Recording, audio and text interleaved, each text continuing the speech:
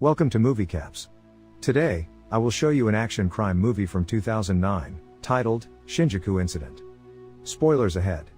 Watch out, and take care. In the early 1990s, at the beach, a police officer sees a crowd of Chinese immigrants scatter on the shore along with their luggage. He approaches them, and one man stands up and waves a knife. In response, as he is about to open the holster, another man comes at him from the back. The immigrants take this chance to run away, as the man with knife also struggles with the policeman on the sand. Among these immigrants was a tractor mechanic, nicknamed Steelhead, illegally entering Japan from China in search of his fiancée, Shushu, with the help of his brother Jia. Incidents like this have been on the Japanese news lately, and the Japanese authority is giving a close look at it. They are now searching for illegal Chinese immigrants, to practice the law on them. In broad daylight, a man goes clothes shopping from someone's clothesline. He then chooses his footwear, from a display of shoes by that someone's door. After that, he goes on his way, and finds himself in Tokyo's Shinjuku district as night falls. The man walks mindlessly around the district. There are women bargaining leisurely to men, here and there, and casual passers-by minding their own businesses. Moments later, however, the somehow dull night gets exciting, as a gunshot from somewhere echoes through the streets. Screams are everywhere, as each goes on their way, some are even running as if to save their lives.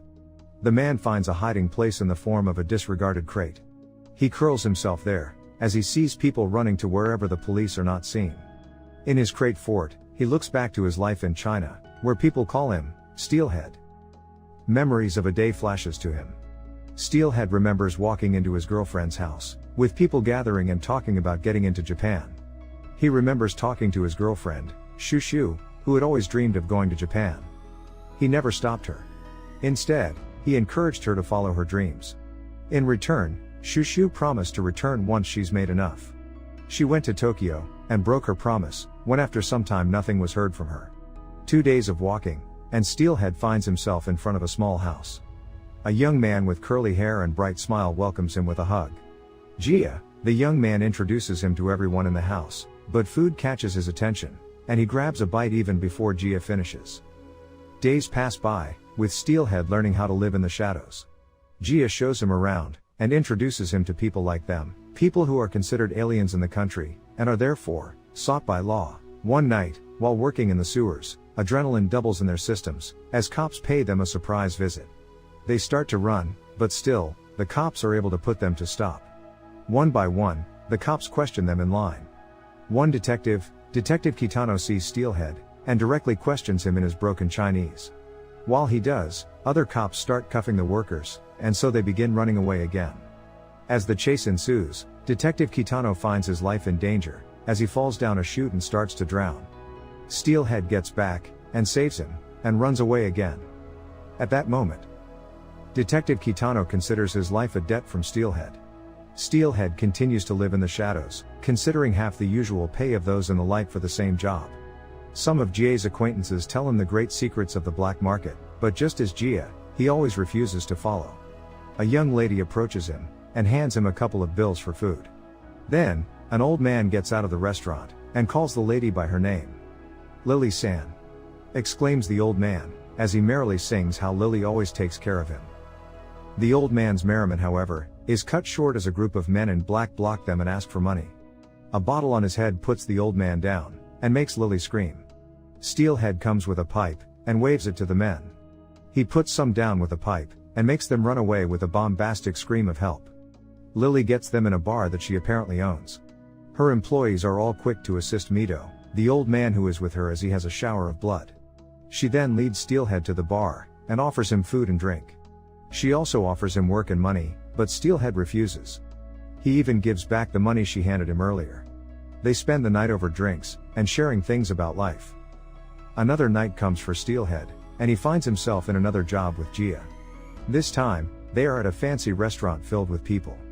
Jia points out some big shots in Shinjuku. Moments later, his eyes land on a familiar woman, wearing a kimono, with her hair in a bun. The woman is surrounded by other women, greeting her with respect. Not sure about what he sees, he calls Jia for a second opinion. Now, that makes two unsure men. The night is about to end, and Steelhead chooses to stand outside the restaurant, as his eyes meet with the woman's. Right there and then, he confirms it. It is Shushu, his long-lost fiancée. However, he also learns one thing: Shushu is married. She's married to a big shot, who Jia had pointed out to him that could be a Yakuza. Iguchi Toshinyari. That's the man Shushu is married to, and is indeed a Yakuza. He is a subhead of an organization called Sanwa Kai.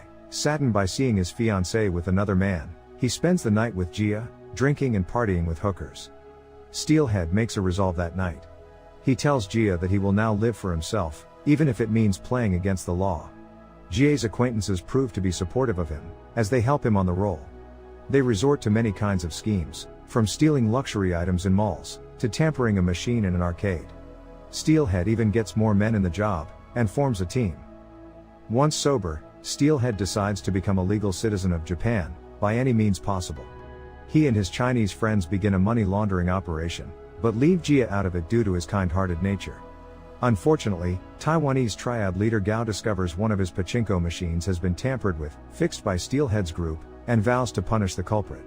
Jia gets caught playing the tampered pachinko machine, and is taken to a dark alley, where Gao slices Jia's face, and cuts off his right hand while trying to get information. Upon learning that Jia is held by the Taiwanese gang, Steelhead and the rest of their group go and collect Jia.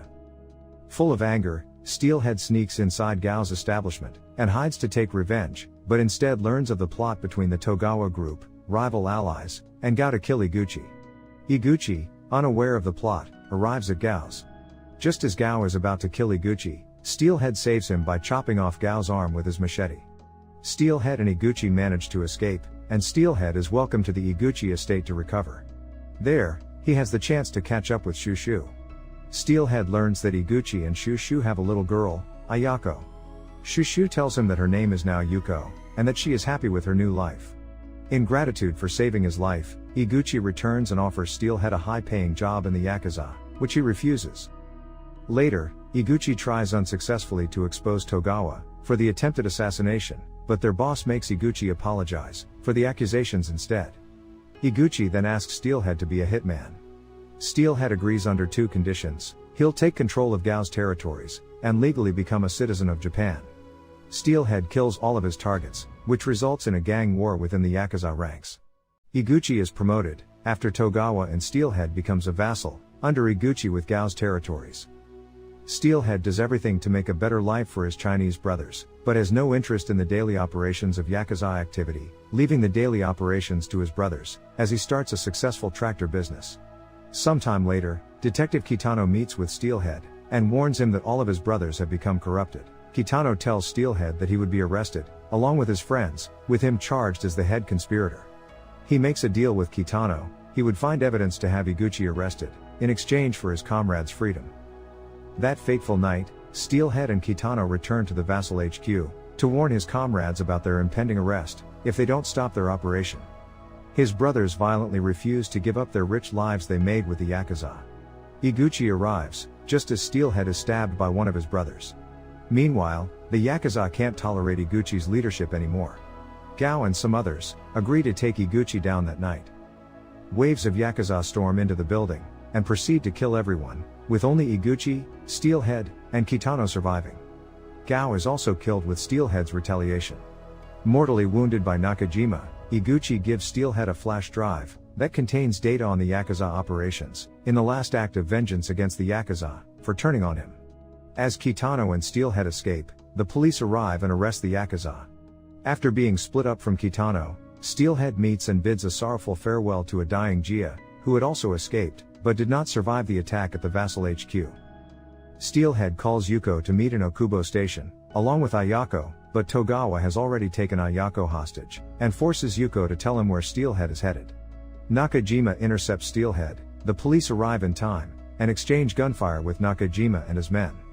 Nakajima shoots Steelhead, but is then gunned down by Kitano. Steelhead, still alive, flees into the sewers, and Kitano follows him. Detective Kitano finds him being swept away by the current, and tries to pull him out, but Steelhead tells him it is useless, and Kitano does not know how to swim. Steelhead gives the flash drive to Kitano, before the current sweeps his body away. He tells Detective Kitano that his debt is repaid. He calls out to the detective, "We can call it even now," remembering how happy he was when he was with his comrades in simpler times. The end. Thank you for watching. Subscribe if you'd like to see more videos like this. Turn on the notifications and leave a like to help the channel out.